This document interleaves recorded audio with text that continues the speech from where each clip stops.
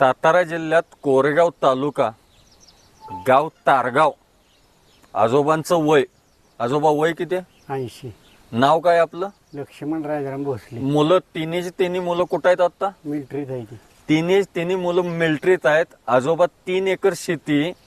आता सध्या त्यांच्या जर पायाची कंडिशन बघितला तर चालता येत नाही पायानं, की बैलगाडीच्या कशात दांड्यात पाय सापडलेला आणि चालता येत नाही. तरी पण आजोबा 3 एकर शेती असे कट्ट करतात. कट्ट बरोबर 12 महिन्याचा ऊस आहे.